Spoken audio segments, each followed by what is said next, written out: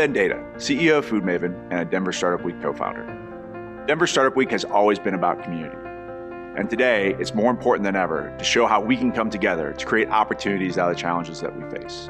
Opportunities for every member of the community. Before we dive in, we want to say a special thank you to our 2020 Denver Startup Week sponsors who make it all possible. Thanks to our title sponsors, Downtown Denver Partnership, JP Morgan Chase, Prologis, and Zero.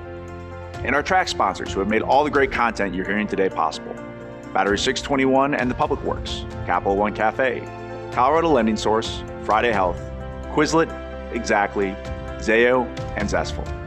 Our headline event sponsors are bringing the excitement this week. Thank you to Wix, Kenzen, MAPR Agency, Obsidian HR, Kickstart Fund, Promontory Mortgage, Molson Coors, and Comcast. Finally, thank you to our partner and member sponsors listed on the screen. Thank you for your support of Denver Startup Week. You help make all of this possible.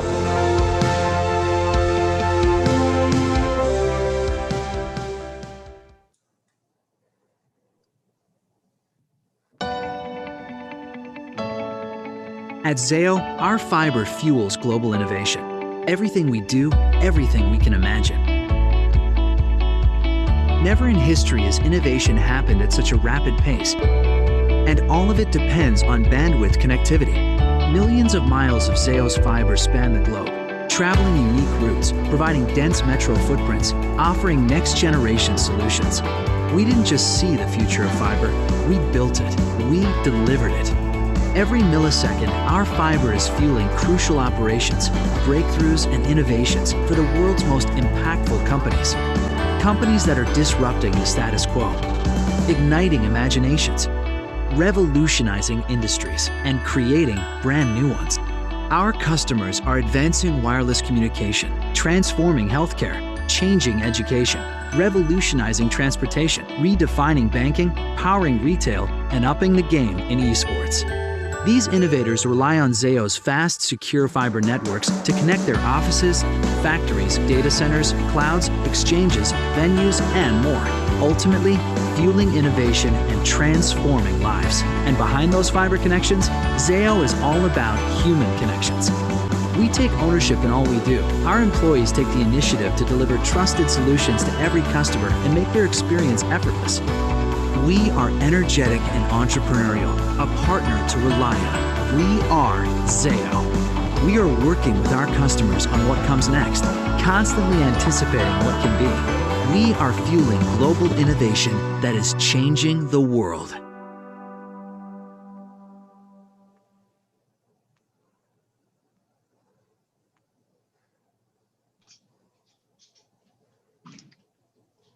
All right. Hi, everyone. Welcome to Denver Startup Week.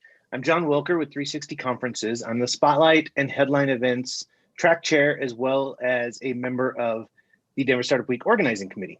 Thank you for joining us for our first ever virtual Denver Startup Week. And this session, Purpose-Driven Partnership, Lifting Entrepreneurs to Change the World.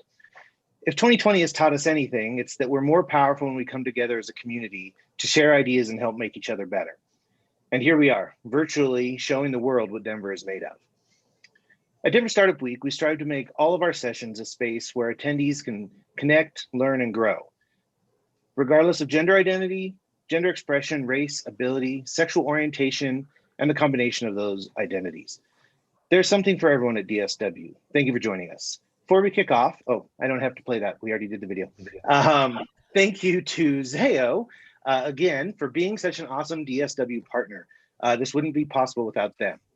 And with that, I will hand it off to Devin for what will be an awesome panel discussion with live Q&A. Thank you so much, John. Let's kick it off. We're really excited to have everyone join us today for this session, Purpose-Driven Partnerships, Lifting Entrepreneurs to Train the World. And I want to start the session by introducing my inspirational colleague and poverty eradication partner, Buddy Teester. So Buddy runs things. Since 2012, he's been running Souls for Souls, which is the largest not-for-profit shoe and apparel social enterprise in the United States. But Buddy is also literally a runner. 26 years ago, he completed his first 26-mile race, a marathon, and since then has fallen in love with long-distance running. Get this, he has finished 17 100-mile races, guys. I don't know how he does it. In any case, it's no real surprise that the vehicle that he uses to fight poverty involves running shoes. More seriously, Buddy has the professional and personal chops to complement his passion for doing good in the world. Prior to running Souls for Souls, he was the president and COO of Executive Business Services, and before that, the chief network officer for YPO. He's an amazing communicator, whether in his talks at conferences, his TEDx talk, or his awesome book, which is called Shoestrings. I encourage you to pick that up. It's my real privilege to travel alongside Buddy and Souls for Souls as we help entrepreneurs regain their dignity and break the cycle of poverty. Buddy, thank you for your work. Devin, thanks. That was exceedingly kind. And it is great to be on the road with you on this. And so Devin in a little bit is going to talk about Street Business School to give you some context for that, because I think it's important for everybody to understand what she brings. But I think there are a few things to say. First of all, she's founded 2 social enterprises. So she's a founder and understands that. She understands startups. And now not only is she training entrepreneurs, but she's been through all the ups and downs that we're going to talk about here that you're living every day. She has worked in Uganda, across Africa, and around the world to really be a champion for women, helping them access to tools that allow these women to create better lives for themselves and their families, often for generations. The impact continues. She's an author. She showed me up by bringing my book. I don't have her book with me, but she's been on Oprah, which is quite a pinnacle kind of achievement. She's been featured in the New York Times by Nick Kristof, who is an amazing columnist and writer himself. Dev's got a master's in public policy from University of Washington. And I love this. She is a graduate of what has to be the strangest mascot in America. She's a banana slug from UC Santa Cruz. She's lots of other things too. She's a mother. And I just found out when we were talking recently that she now lives in the house that she grew up in, which is almost a 150-year-old house in Gold Hill, Colorado. So it is a pleasure to work with her. You'll hear that we, not only do we like each other, but our organizations do work together. And I think to help understand that, Devin, maybe you could talk a little bit more about Street Business School. Absolutely. But before we dive into that, we just want to give you a little context for why we cooked up this session. So we really thought about Denver Startup Week, and we thought that the fact that we've created this partnership that is about helping train entrepreneurs around the world gives us real core principles that we've learned that we think are relevant to people who are in this space anywhere. And as you heard, we both run not-for-profits that are involved with supporting and training entrepreneurs. We operate entrepreneurially ourselves. And we want to share some of those lessons really about belief, partnership, and inspiration, and hopefully give you some tools and ways to think about what you're doing that will amplify your own work. Finally, let's get real. We all go to conferences around the world so that we can meet people. And I don't know about y'all, but I'm frustrated that I don't get the in-person networking opportunities. So we've really created this session to give you opportunities to meet the other people in this virtual room, and hopefully to make some connections that are beneficial to you and where you want to go in the future. So those are our goals for the session. Let me start by telling you a little bit about Street Business School. Street Business School believes that women can transform their lives through business. We are a nonprofit social enterprise that helps women living in extreme poverty become entrepreneurs, open small businesses, triple their incomes on average, and move their families out of poverty. The training that we provide is not in any particular type of business. It's more how to do whatever it is that you're doing with a mindset of entrepreneurship, of business, of being scrappy and looking for the opportunities. We've been doing this work in Uganda in some form for the last 16 years. And 6 years ago, we decided to scale our work globally through an innovative social franchise model, where we have stolen a page from the business sector of franchising a proven product, but we're doing it for social good. And in this way, we've partnered with 97 organizations. Souls for Souls is one of those, in 21 countries around the world, on our way to reaching 1 million entrepreneurs by 2027. So we're really excited to be in partnership with Buddy and to be doing this work to spread entrepreneurship to every corner of the globe. So I'm going to talk a little bit about Souls for Souls, but I think it's important to say one thing about what Street Business School does that Devin said, but tripling the people's incomes, it happens. So as you're all thinking about what we're talking about, if you could triple whatever the benefit is you're offering to your customers, that's a pretty big deal. And for many of these women, it is life-changing beyond measure. So the reason that Street Business School and Souls for Souls are good partners is we are about a specific business. We like to think about turning shoes and clothes into opportunity for people. That might be an opportunity to volunteer, might be an opportunity to clean out your closet, but it's certainly an opportunity to create a better life for yourself and your family. So we like to think about that. And we also think it's an opportunity to help do something good for the planet. Most of the shoes and clothes that get thrown away in this country and around the world still wind up in landfills. So we're trying to put those to better use to provide relief, create jobs, and empower people to break the cycle of poverty. So we were founded in 2006. So we've not been at this quite as long as Street Business School. We started unofficially responding to the tsunami in Southeast Asia in 2004, and then Hurricane Katrina in 2005. Disaster response is still an important part of what we do. We're right now getting shoes together for victims of the fires in California and Oregon. We're working on hurricane relief for Laura, probably Sally soon after that. And we're getting shoes to people who were left homeless by the explosions in Beirut a few weeks ago.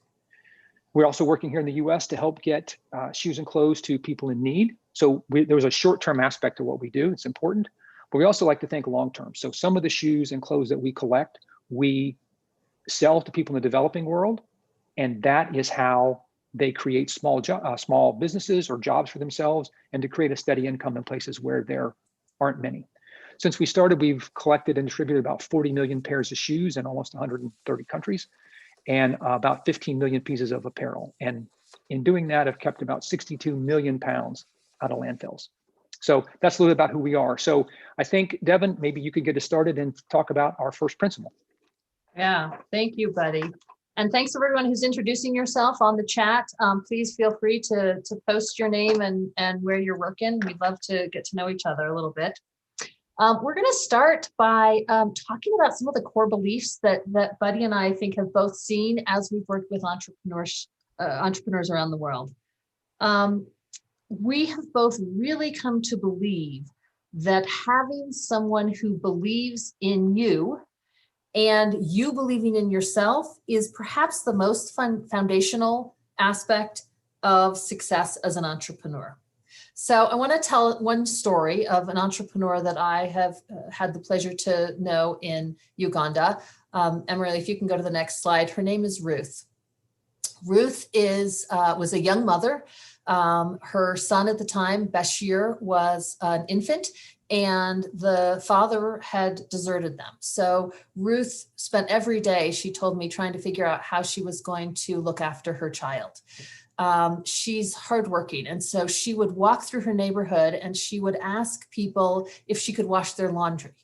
And on days that people had laundry for her, she would earn about 60 cents and she would have one small meal with her son. And she told me on days that nobody needed their laundry washed, that she would listen to her son cry himself to sleep and try and ignore the pain in her own stomach. She said she just worried constantly at that time. And then Ruth was able to meet Street Business School. She started going through the program. She learned some basic fundamentals of how to start a business. And she decided to start a small vegetable stand. You can see here, this is in the early days. And Ruth was able to start making a little bit of money. And then she realized that if she got up very early, found someone to watch Bashir, and traveled a couple hours outside of her town to where the farms were, she could not only increase her profit margin, but she could wholesale to other vegetable sellers around the community. Because of all this hard work, Ruth was able to go from $22 to $177 a month. That doesn't sound like a lot to you and I, but imagine an 8-fold increase in your income. It is truly the difference between being able to eat every day and not, being able to put your son in school and not, having a house that leaks when it rains or not. So I asked Ruth later, what was it that you learned in Street Business School that helped you create this phenomenal success? And she replied one word. Emery, if you go to the next slide, she said, Obutenyoma. That's a Lugandan phrase. And what it means is not underestimating myself. Of all the things we taught, of all the business concepts and modules, what she took away from the training was that she should not underestimate herself. And we have seen again and again the power of this belief, the power of believing that you can do something. So I want to stop right now, and I want to ask each one of you who's in this call today, on this session, to think about your own life. I would like you to think about the first time that somebody recognized a fire in you, a drive, a purpose that you hadn't seen yourself. Can you think of a time? Remember that spark. Think about how you felt when you saw for yourself what they saw and felt the significance of what you have the power to do. In my journey starting this organization, I've asked hundreds of people this question, how they felt when somebody saw something in them. And the responses I've heard have just blown me away. Buddy, do you have a memory of a time that somebody saw something in you? I do. I've had the advantage of thinking about this question, and it didn't take me long. And I'm sure this is the case for many of the people you talk to, but it's crystal clear for me. I was in business school at SMU in Dallas. I didn't have a business background. I was a religious studies and French major, floundering my way through business school. And I got an opportunity to intern on a real estate project with a guy who was a real hustler. Like, he knew the industry, he knew the language, and we met and he said, I think you can do this. And he trusted me from day one. He turned out to be an amazing mentor. But the fact that he said, I think you can figure this out. I'm going to tell you what the objectives are, when you have to check in with me, and then I'm going to leave you on your own to do it because I trust you. It was an unbelievable experience. And I think back now, that's almost 30 years ago. And I can still recall the feeling when Robert Boyd said to me, you got this. It was a transformational moment for sure. Thank you for sharing that story. So now we're going to ask all of you to share your stories with each other.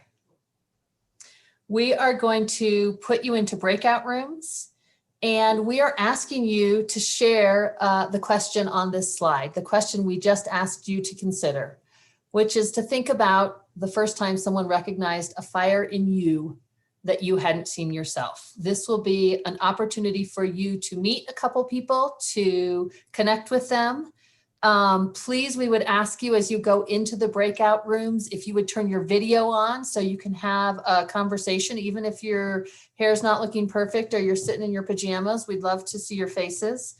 And also just to watch the time. We're going to give you 12 minutes in these sessions, so you each have a couple minutes to share, and then we'll bring you back. Ready to go?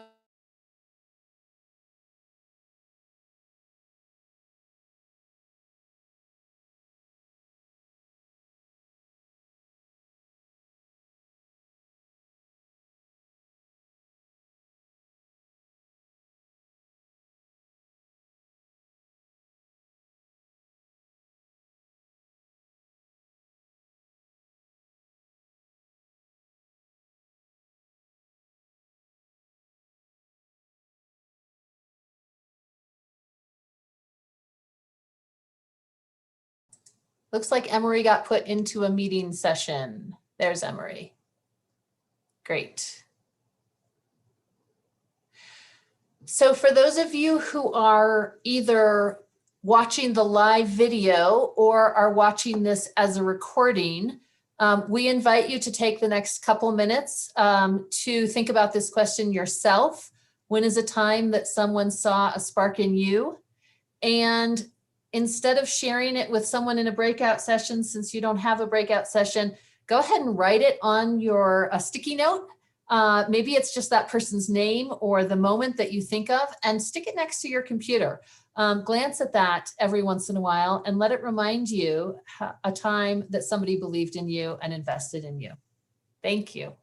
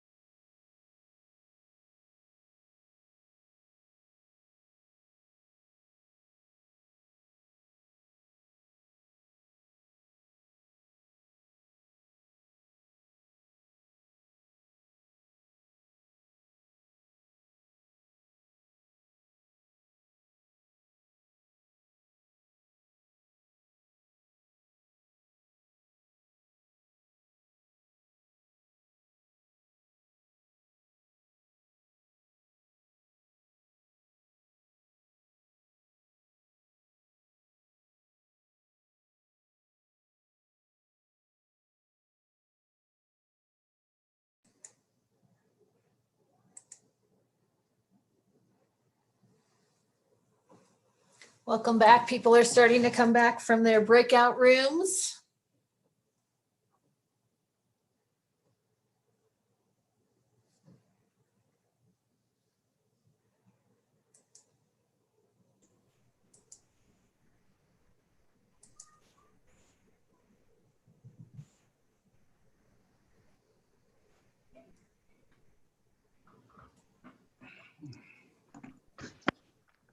And I am back here too.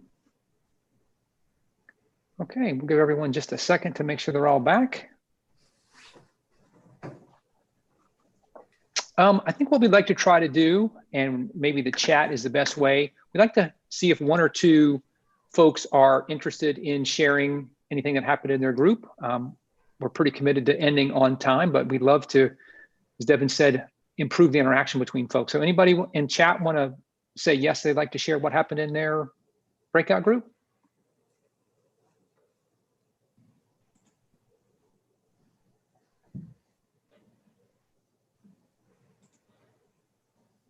All right, I'm gonna assume that's a no, and based on the chat, I don't see anything there. So we'll just keep going, and have Devin really finish this section about belief by sharing a video from Street Business School. So we're going to see an entrepreneur, her story, and how she was able to change her life. I am a businesswoman. I am a businesswoman.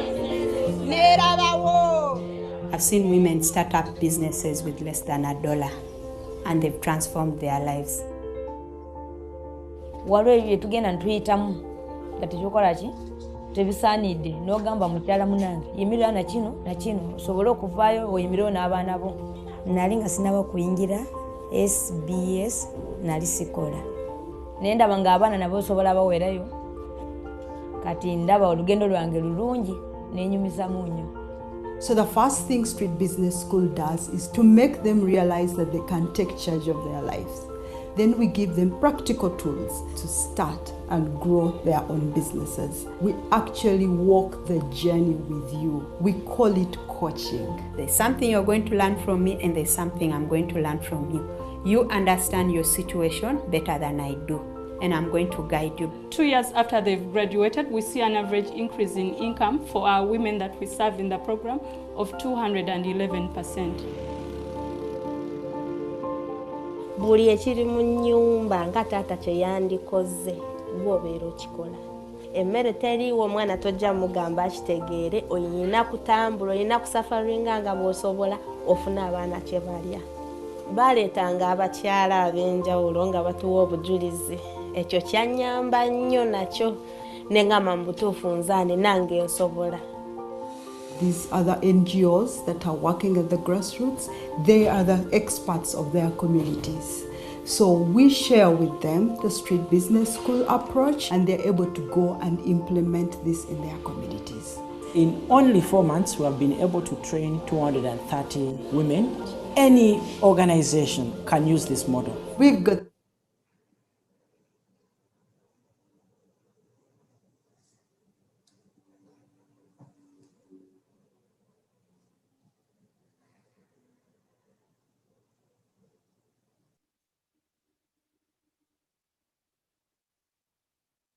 Did we lose the video?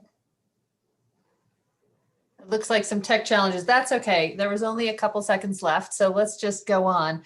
I think the thing to me that really speaks about this video is Coach Stella, who says, who am I not to do this? And I've talked to entrepreneurs around the world, and I know at times we all have a question, who am I to do this? And I think the question that we should ask is, who are you not to? So belief is a key component of being successful, whoever we are in the world, whatever sector we're in, but particularly for entrepreneurs.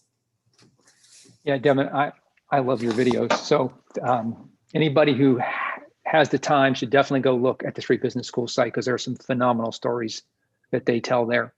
But if belief is the first principle and it's got to start there, I think Devin and I both are big believers that another really important principle is around partnership. And I think for a lot of us who are entrepreneurs, that doesn't sound right. We often think of entrepreneurs as kind of the all alone, against the odds, the lone wolf, all those terms. There's heropreneur is another term that's come to exist. And we idolize successful entrepreneurs because he or she did it on their own. And I think, and Devin would agree, that knowing how to create successful partnerships is probably one of the most important things that you can do to be a successful entrepreneur. So you see in this picture, Street Business School and Souls for Souls, and our local Souls for Souls local partner, World Compass Foundation in Honduras. And it was, and we'll share these stories a little bit, but that partnership, by really understanding what it means to be partners, brought the Street Business School model from Africa to Central America and the Caribbean. So it was a very powerful approach. So next slide, please, Emery. So partnership, we can get super complicated about it, but really a partnership is a relationship with someone or a company, but really someone. You don't have a relationship with a company, you have a relationship with people in there. And it's more than just a transaction, right? So sometimes when you consciously practice give and take for the sake of long-term benefits, that's a partnership. It's not just transactional, but not every relationship has to be a partnership. I just think, sometimes your bank might be a partner and sometimes your bank might not be a partner, right? We've probably all had that experience. It's just important that you're conscious about what that is. If you think you're a partner and the other person doesn't see it that way, it's going to lead to problems, right? So it's probably more than anything else to be intentional and conscious about what you want and how the other side sees that and their role in it. But I think it is really easy to assume that partners work well together when things are going well, but you don't really know who your partners are and who really has that mindset until things don't go well, right? That's when you find out what happens. And it's often also easy, as entrepreneurs and folks involved in startups here, when you're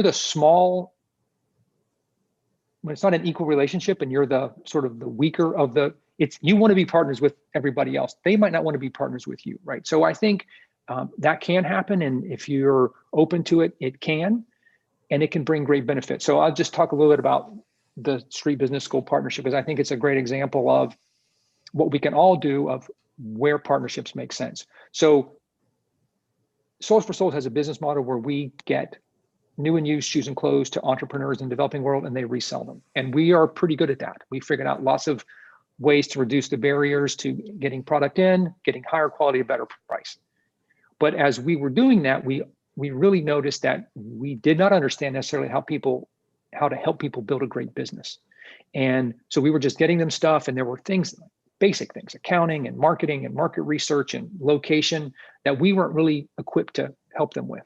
And as we got deeper into this journey of supporting entrepreneurs, like, if we don't bring this to the table, we're not holding up our end of the bargain.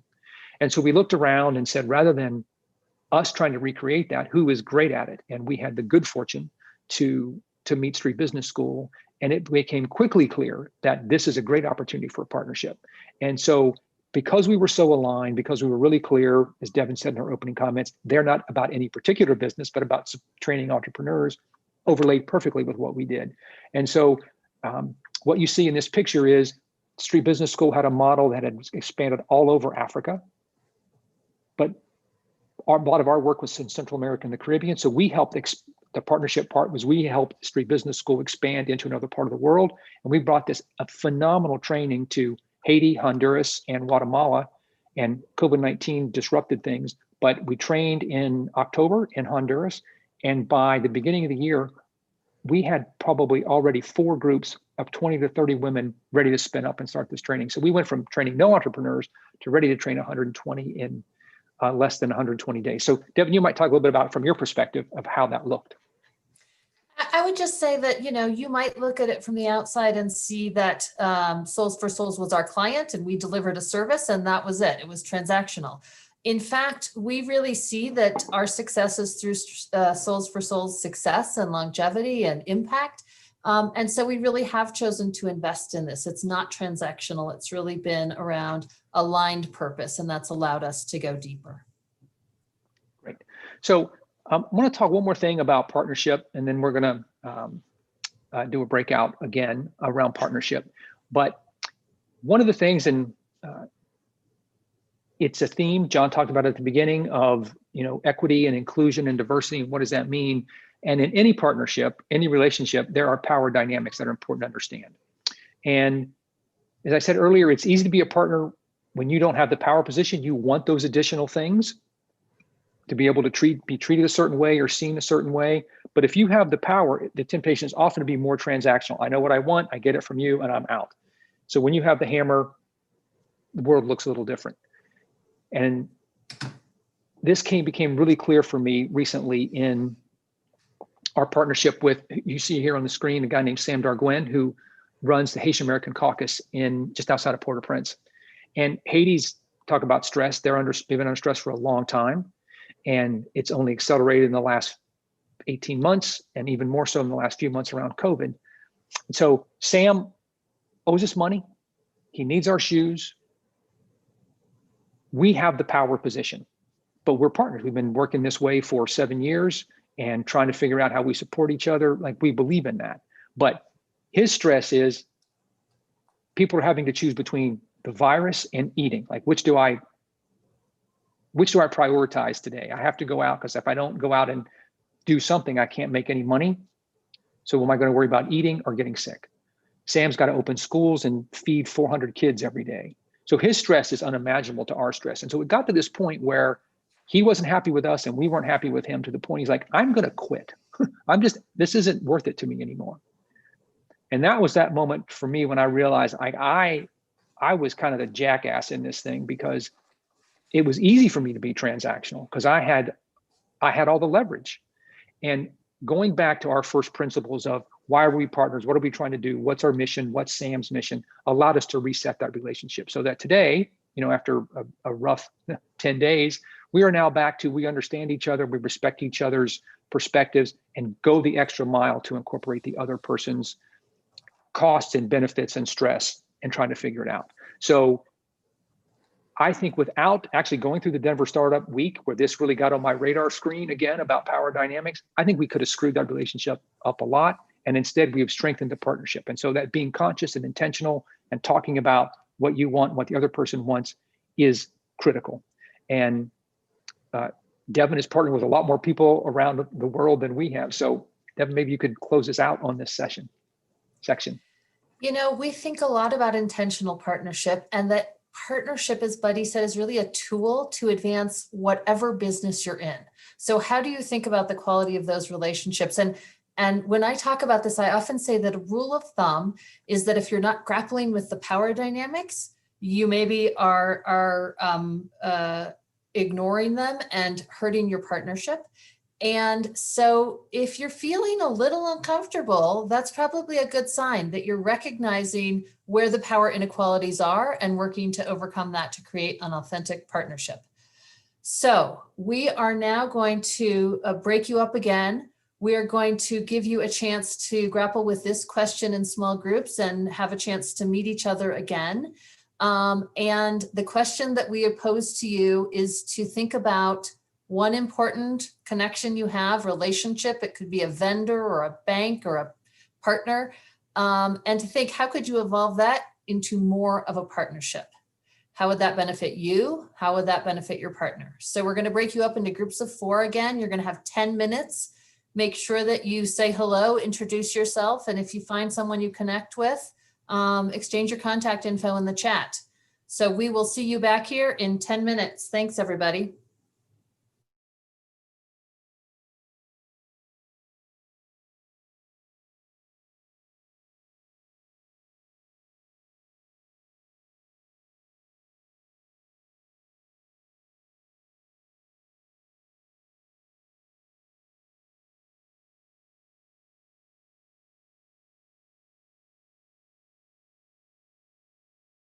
Whoops.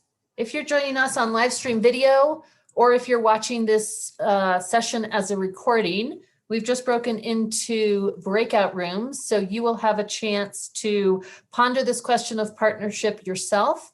And what we suggest you do is you think about it, and then you find someone in your life that you can have a conversation that can hold you accountable on thinking about how to make your partnerships, your relationships less transactional and more authentic. So we will have the group rejoin in about 10 minutes. So you have 10 minutes to grab a snack, think about this issue, call a friend, whatever you want to do, and we'll see you back here in a couple minutes.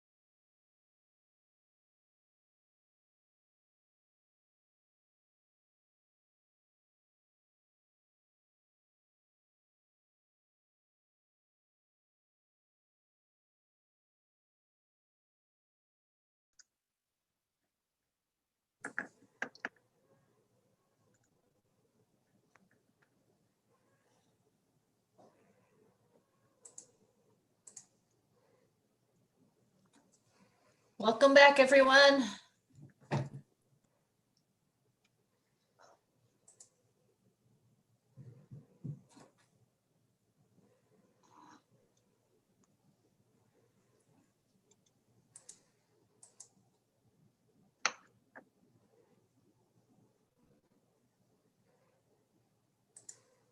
Looks like most everybody's back, Devin, I think. Great. Wonderful. Welcome back, everyone. We hope you had a chance to meet some new folks and connect and share some brainstorming about how to create effective partnerships. We want to come back and talk now about purpose and inspiration, and the idea that really creating strong purpose-led partnerships follows alignment in an organization or an individual's purpose. And we believe that inspiration is a core piece of this. I think Buddy and I have both talked about how really finding that sense of what is it that you believe in has to do with tapping into what it is that inspires you. There's some great tools if you want to learn more about this from Simon Sinek, who wrote or spoke about the concept Start With Why. And maybe we can actually send out some links afterwards if that's something that people are not familiar with. But Buddy and I spent some time thinking about how is it that you tap into inspiration. We all know that successful companies, successful products, don't talk about what it is that the product does. They talk about why is it that the product exists, right? And we found that to be true even working with entrepreneurs around the world who are very small scale micro entrepreneurs, that tapping into that sense of inspiration is important. I talked with one woman that went through Street Business School at one point, and she said to me, Devin, when I was poor, nobody from my family ever talked to me. They never consulted with me. They never cared about my opinion. She said, now I'm somebody. The purpose of her business, yes, was to earn money to feed her children. Yes, to go to, put them in school and get healthcare. But the feeling that she had, that inspiration that now she was somebody, was important. So we're going to wrap up this session by sharing a few moments of inspiration that Buddy and I have experienced. I don't know about all of you, but in my experience as an entrepreneur, inspiration sometimes can be in really short supply. It's what we feed out into the world. It's what we share with others, but we have to continue to tap into that inspiration ourselves. So it's hard if you're not feeling it. And we want to talk about how do we think about inspiration out in the world and inspiration in ourselves. So I want to share with you briefly that in the early days of Street Business School, we were struggling. Some old things had to die before Street Business School could really take flight. And I was really in the grinder. I spent a lot of sleepless nights. And one night I was awake at 2 a.m. and I was looking in my mirror and I was just thinking about how I was sacrificing my health and my family and my marriage. It just felt like things could not get worse. And I sat there looking in the mirror and I said, why am I doing this? And I realized when I really thought to ponder that question, that what came to mind was a woman in Uganda who was laying awake at night, who couldn't sleep. But the reason she couldn't sleep was because she didn't know how she was going to feed her children the next day. And that sense that my problems were relatively small compared to hers, and that maybe if I kept going, there was something I could do, an opportunity I could offer her that would allow her to start a small business and feed her children and sleep well at night. It gave me the courage to get through that next day and the next day and the next day. And so my inspiration really is the woman, is this woman. This is Stella, who you saw in the video. The fact that she didn't know what to say to her children, and now she has a business, and that she has the courage to get up every day and go back to work and fight the hardship and the difficulty. That's what gives me inspiration. And when I get tired, when I am down, that's what I tap into to keep me going, to allow me to continue to inspire other people. So that's my story of inspiration. Buddy, I'm sure you have thousands. Would you share one story of inspiration with us? Yeah, I'd love to. And your story is part of it, Devin. Thanks for sharing that, because I know everybody on this phone who's either been through or is involved in a startup, that's going to happen. You're going to have that 2 a.m. in the mirror moment, and knowing about belief and partnership and where inspiration comes from is going to be really important. I'm going to share a video. I think, as you saw in the one that Devin showed earlier, hearing from these women in their own words is one of the most powerful ways for me to find inspiration. And so we do a lot of work in Haiti. I mentioned Sam earlier. This woman I met when we first started our partnership. She's one of the first people I met, and I was terrified of her. She's scary, she's tough, and life was desperate when I first met her. And I don't think I understood how much she was facing that. And so now, 7 years later, you'll hear in just these few minutes how that has turned around for her, and her willingness to fight and work hard and not give up is inspiration in the same way that Devin said. Like, whatever we're facing here is not that hard. And the reason to keep doing what we're doing is because these folks deserve a shot, and we have the capacity and the capability to do that. And so going back and, I've watched this video a dozen times because it's so meaningful. So I'll just stop here and listen to the video. Moi, c'est un marchand de souliers. Mais avant que moi te kon vendre souliers, moi te kon vendre l'autre bagaille la caille moi, produit manger. Moi te kon vendre la caille. Vie a comment qu'elle était pour moi. Moi te kon la caille moi te kon a vendre.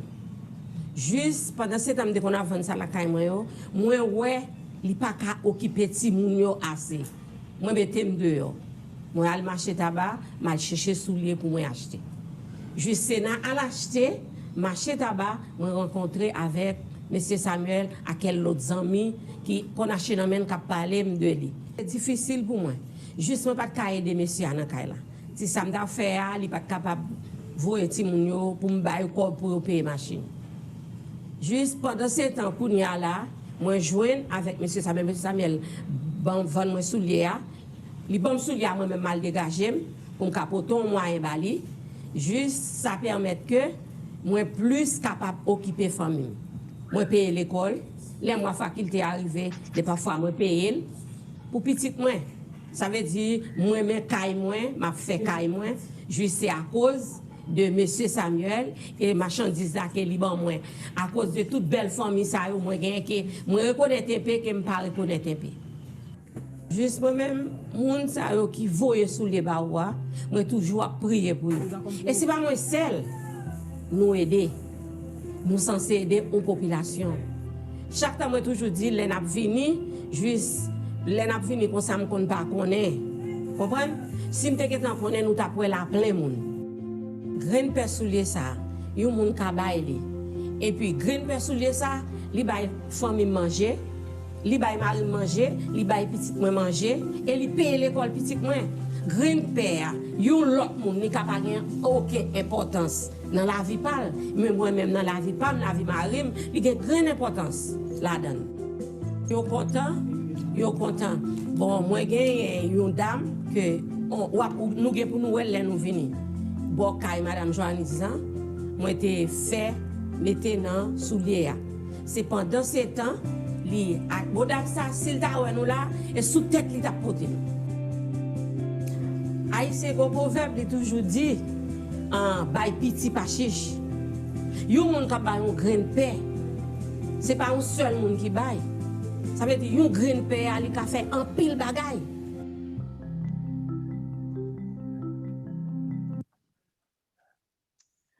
So that is really it. I think between what Devin shared and some of what I shared, I hope that these three ideas about belief, inspiration, and partnership are tools that you can take back and use in your everyday life with whatever business you're working on, who your partners are, who you're engaged with. I think there's my belief over the last few years, business has a lot to learn from the not-for-profit world and vice versa. And so the more that we have that spirit of partnership amongst ourselves in this community, really great things can happen. So Devin, I'd like to give you the final word. And we'll stick around for a little while if people want to unmute and ask us questions. We're certainly happy to stay. If anything that you saw here today inspired you and you want to get involved with one or both of these great organizations, here's some ways you can do that. You can scan the QR code with your phone if you want to go to our websites. And I would just echo this by saying that we really are believers, I think Buddy and I both, in the power of entrepreneurship to change the world. And salute everyone in this space and who joined today as well for the work that each one of us is doing to do our small part to make the world a better place. So thank you for coming today. And we'll open it up now if people have questions or want to share any great conversations that came up in your groups. Thank you all.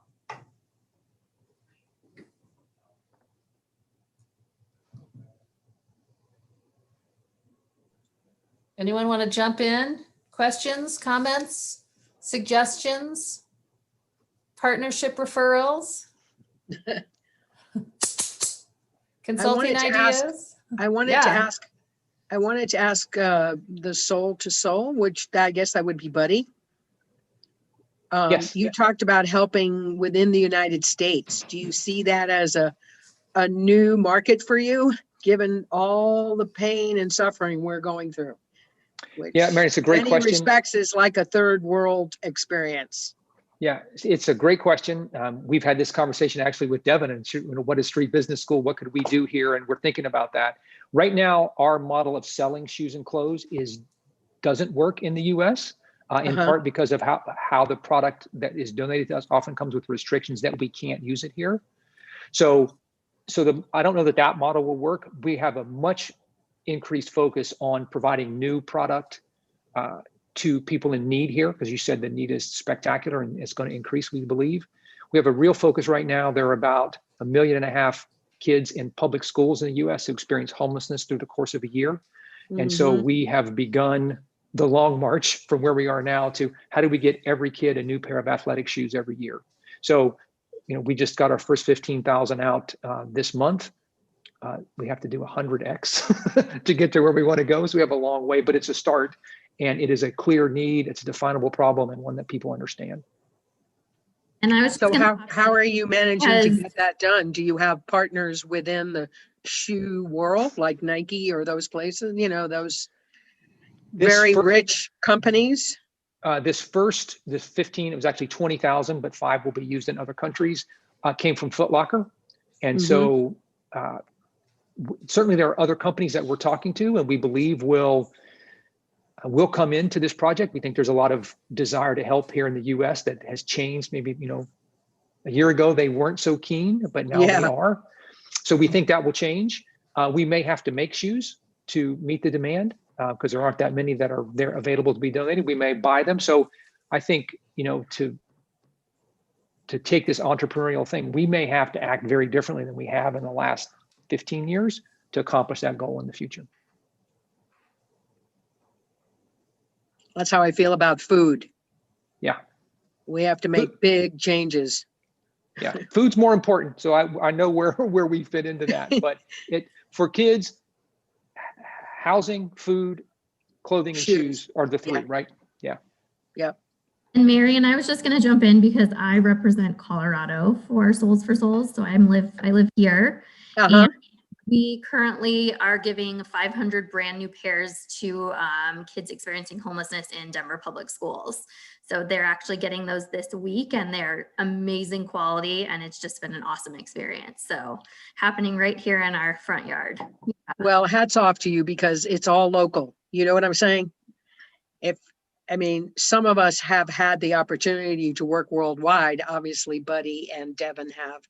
But some of us are still struggling to get it done locally.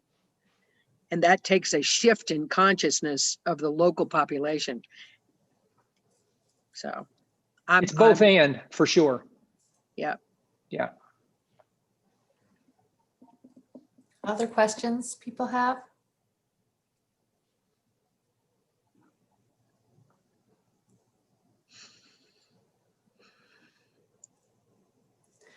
Thank you. It's been great. Thanks, everybody. It was a real pleasure. Yep. Thanks to my group, both groups I got to speak. Thanks, everyone. Have a great evening. Okay, bye-bye. Bye.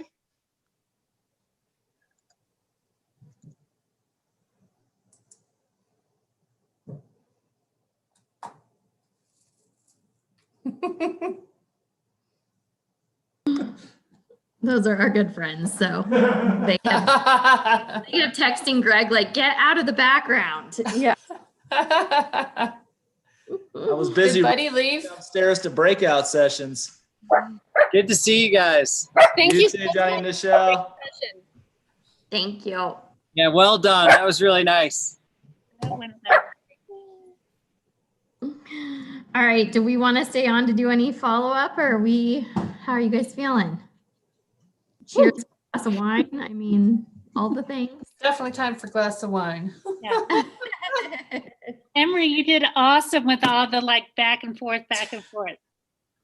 I could not even tell if I was doing well. I had another screen over here, but then that got so confusing because that ended up in a breakout session, and I was like, oh my goodness. But I think it went as seamless as it absolutely could have. Yeah. So. Yeah. Yes. And I feel like people enjoyed the context, especially because it's a different context for this type of conference. So yeah, I thought we got some great feedback too. And I loved seeing how active the chat was. Same. Yeah. Yes. It's great. Well, it'll be good to watch back, and then we can all send this out, which will be great to also And have. were you able to capture the chat, Cindy? I've been saving every 4 seconds, so I think I have iterations of chat. So I'll skip you the latest one. We also maybe should think about what we want to send out as a follow-up. I know that John or whoever said that they could send something to everyone who was registered, which is obviously more than the people who ended up showing up. Yeah. So we should just think about maybe in the next 24 hours, what is it that we want to, send in terms of resources, links, anything like that, summary, that they could do in a follow-up email. I'm happy to put together a start, and then we can all kind of popcorn edit like we have been, because I think that's been working great. I'm just going to do a pretty basic email template, nothing fancy, in case that's all there. That sounds great. Yeah. And then that sounds great. Go from there. And then we can also talk about if we captured the emails of everyone who signed up. They should have everyone's email who signed up for the session. So hopefully we can send that out to everyone. And then one other question I would ask them is how many people were on the live stream, and is there any way to tell that? Yeah. Right, the video. Yeah. Yeah. Cool. Well, I think awesome, guys. Emery, thank you for initiating this. I know. Together, Buddy, thanks for being such a great partner. We should get together over a virtual beer sometime and figure out how we take our show on the road. I'm in. While you're off doing 100-mile road races, I think my 100-mile days are probably behind me. But 17? That's insane. Yeah, I did sign up. So, part of it is just my knee and my foot. I sound like I am old, but I sound like an old man. So I'm going to see if I can hike 100K. It's a race at the end of October. It's 19 hours. So I have to average about 18-minute miles. I'm gonna see if I can do it. That's just insane. That's just totally insane. That's insane. I have no frame of reference to even understand. And the three of you what would compel you to do that? Ultra trail running heaven. I was going to say, buddy, I'm in Leadville, where they have these things every day in the highest place in the country. So I did Leadville once. I finished it, and then once I DNF'd at mile 50. I've done the Burrow race, but that's it. Oh, that looks like a blast. Do you know Joe Grant? I know who he is. I don't know him personally. I certainly know who he is. He's a terrific runner. So he lives like three houses down from me, or he used to. They just moved. Anyway, he's a buddy. He's a badass. He started something in Gold Hill called the Beer Mile.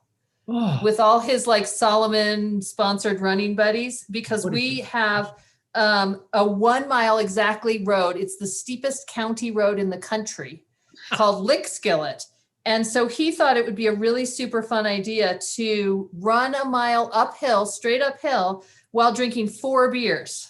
So anyway, now we have this like crazy, insane race called the Beer Mile every year. And that's thanks to Joe. They were doing it on a track, not on a hill at altitude. That's insane. But this woman ran a mile. So she drank a beer every quarter mile. Yeah. 1 before she started and then 3 after she started running.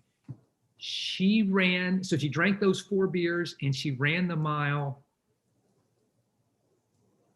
under 6 minutes and 30 seconds. Oh my God. That's insane. He knows how to and chug a beer.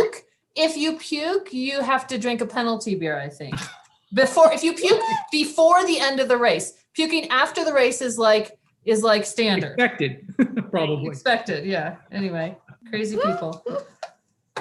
That is hysterical. All right, you lovely people. Thank you so Thanks much. so much. It was a real pleasure. Okay.